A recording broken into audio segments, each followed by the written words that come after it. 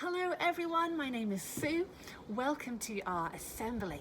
Today we are thinking all about rules. Are rules easy to keep, easy to follow, or are they hard to keep, hard to follow rules? I want to know what you think. So I am going to read out some rules and you have to decide, are they easy to keep or are they hard to keep rules? So decide in your room which side of your room is going to be easy and which side is going to be hard. Okay, so and then when I read out a rule, if you think it is an easy to keep rule, a rule that's easy to follow, run to the easy side. If you think it's hard to keep, a hard to follow rule, run to the hard side. And if you think it's somewhere in the middle, then you stand somewhere in the middle. Or maybe it's quite easy or quite hard. You can kind of stand anywhere, but have one side is easy and one side is hard. And if you're feeling super lazy this morning, you can stay where you are and point to easy or point to hard. Okay, so the first rule is you must wash your hands after you've been to the toilet. You must wash your hands after you've been to the toilet. You decide, is that an easy to keep rule or a hard to keep rule? Which way are you going to go? What did you think? I think that's quite an easy to keep rule, but maybe you think differently. Okay, next rule. You must look and listen for cars before you cross the road. Easy to keep, hard to keep rule. You must look and listen for cars before you cross the road. Okay, back to the middle. Here's our next rule. You must keep your room tidy. Ooh, you must keep your room tidy. That's a harder rule for me to follow. Which way are you going to go? Do you think that's an easy to follow rule or a hard to follow rule? Brilliant. Okay, last one. You must eat 5 pieces of fruit a day. You must eat 5 pieces of fruit a day. I think I'd be somewhere in the middle for that because some days it's easy, but other days I find it hard. Well, I would like to tell you a story now, and it's a story from this book, the Bible, which is a special book for Christians. And in the story I'm going to tell you today, God gives his people rules. God gives his people rules, and then we find out if the people found it easy or hard to keep them. But I'm going to need your help to tell this story. You need to find some objects to help us tell the story. You might not have these exact objects in your house, so you need to use your imagination and find something that can be that thing. Okay, there are 5 things to find, and you have 1 minute to find them. And I've got 1 minute too. I wonder if we'll manage. Okay, I'll leave them on the screen so you know what they are, but you need to find these 5 things. You need to find something that could be a mountain. Something that could be a mountain. That's number 1. Number 2, you need to find something that could be Moses. Moses was the leader of God's people. So, I don't know, a cuddly toy or a small doll or anything you can find that can be Moses, the leader of God's people. You need to find something white. You need to find something shiny. And you need to find a stone. Okay? 5 things. Something to be a mountain, something to be Moses, something white, something shiny, and a stone. We've got 1 minute. Are you ready? Get set, go!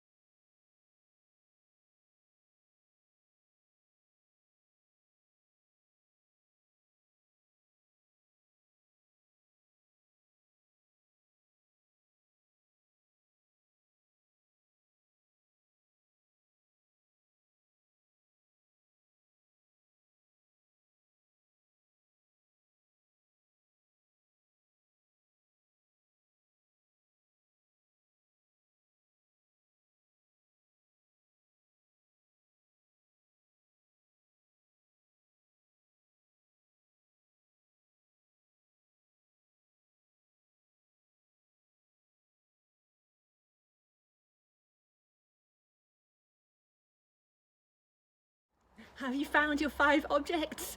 Did you manage to find them in a minute, or did you need to pause the video and restart? It doesn't matter if you did, don't worry. Here's what I found. I found a tip. It's going to be my mountain. I found, oh, Moses was the next one. A sloth, he's going to be Moses for me in this story. Something white was a face cloth, something shiny, a fork, and a stone from my garden. Brilliant. If you've got your 5 objects, tell the story with me as we go along. So in this story, God's people are called the Israelites.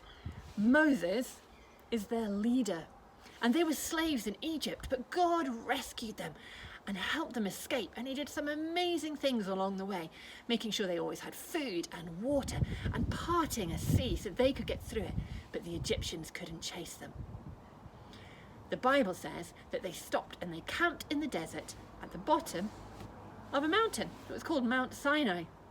And then the Bible says that one day Moses, take Moses, put him up the mountain, went up the mountain and talked to God.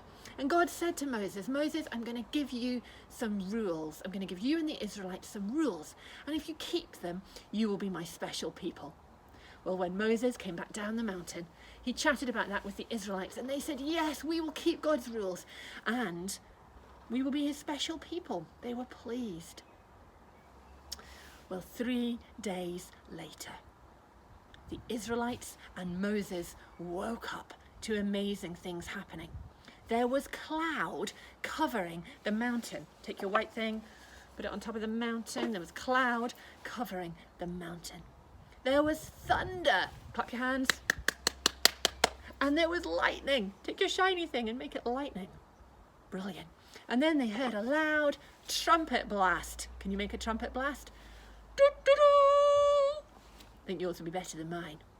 And then they all heard God's voice as he spoke to them, and he gave them 10 rules. We call them the 10 Commandments. Moses went up the mountain. Put Moses back up the mountain, that's great. And he spoke to God some more, and God explained the rules and gave him some other rules. And then, this is when we need our stone, God wrote the rules on tablets of stone and gave them to Moses. Well, Moses was up the mountain, the Bible says, for 40 days. He was talking to God and understanding the rules, and God was writing them down on the stone. But at the bottom of the mountain, the Israelites, even though they'd heard the rules, they'd heard God giving them, they should have known all the amazing things God had done for them, they should have remembered, they forgot to keep the rules. The first rule was to only have one God, to worship only God. And they forgot that. And they made another God and worshipped a statue instead. Well, Moses, when he heard about it, was furious and upset. And God was furious too. And Moses went down the mountain. Oh, my mountain fell down. He smashed the tablets of stone. And he was so disappointed and so upset with the Israelites. They hadn't managed to keep God's rules. Well, did you manage to tell the story along with me? Well done if you did. Did your Moses stay on top of the mountain, or did he fall off? Did your mountain fall over like mine? Well, I wonder why those Israelites didn't keep God's rules. They had heard God telling them the rules.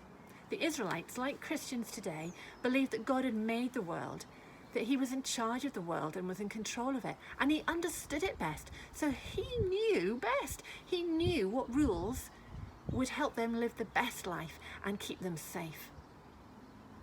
Maybe they thought he was just being mean and being strict. Maybe it hadn't occurred to them that he was just trying to keep them safe. Maybe they were just bored of waiting for Moses to get back down the mountain. I don't know, but I do wonder why they didn't keep those rules. Let's pause and think about us for a little bit. During this coronavirus outbreak, we have rules to follow, don't we? And maybe like me, you're finding it a little harder and harder to follow those rules.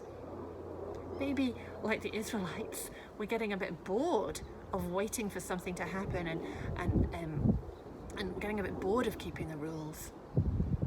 But it's so important that we keep on following the rules, isn't it? And I think there are 3 things we can do to help us. 3 things we should think about and remember that will help us stay motivated to keep following these rules during the coronavirus outbreak. And that first thing is that we need to remember who has given us the rules. The Israelites seem to forget that it was God who had given them the rules. But let's not forget who's given us the rules. It's not just somebody who doesn't know very much. It's experts, isn't it? Experts who are doing their best to understand all the information and make the best rules and the most sensible rules for our country. So firstly, number 1, let's remember who has given us the rules. Number 2, let's remember why we have these rules. I wondered if the Israelites had forgotten that God had given them the rules to keep them safe and help them live their best life. And that's why we've got these rules, isn't it? Not because somebody in government is being mean and horrible to us all, but because they want to keep us safe and they want us to have the best life possible. So let's remember, number 1, who gave us the rules, and number 2, why we have the rules, that they are to keep us safe. And number 3, let's think about what we're really doing when we keep the rules. Because I think when we follow these rules during the coronavirus outbreak, the thing that we're really doing is loving one another. We are loving our friends and family, showing them love by following the rules. That story I told you from the Bible is near the beginning of the Bible, but if we skip forward in the Bible to the part where Jesus lives on the earth, Jesus says, he kind of gives us a new commandment. He kind of shortens all the 10 commandments into one, and he says the most important thing to do is to love God and to love each other. And I think one of the ways that we love each other at the moment is by keeping the coronavirus rules and protecting our family and our friends through that. So maybe if we remember those 3 things, that it's experts who have given us the rules, that they've given us the rules to keep us safe and help us live our best lives. And by following the rules, we are doing that most important thing of loving one another. I think if we remember all those 3 things, that will help us to stay motivated and keep following the rules.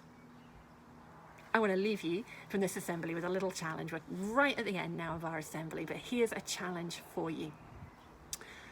Can you think of something that you can do that will make following these rules during the coronavirus outbreak more fun for other people? Because the more fun we can make it, the easier they're going to be to keep as well. What could you do that would make following these rules more fun for you and for other people? Maybe you could organise a movie night at home for your family. Maybe you could invent a new game to play with your family. Maybe you could phone or write a letter to or video call some of your friends or your grandparents or somebody in your family and cheer them up. Make following the rules more fun for somebody.